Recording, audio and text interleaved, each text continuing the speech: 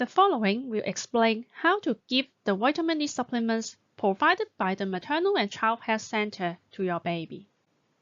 First, use the dropper to take a little bit of vitamin D supplement from the bottle. If you take too much, you can squeeze some of the supplement back into the bottle, so there's only a small amount left at the tip. This way, you won't give your baby too much vitamin D.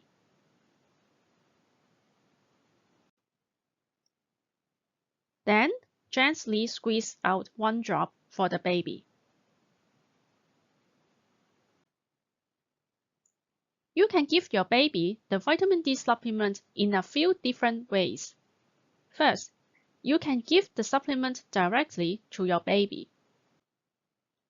Or, you can mix the drop with a little bit of breast milk or infant formula milk in a sterilized spoon and give that to your baby. If your baby has started eating solid foods, you can mix the supplement with some pureed food on a spoon and offer it that way. Or, you can put the supplement onto the nipple or surrounding area of the breast and let your baby suckle for 30 seconds.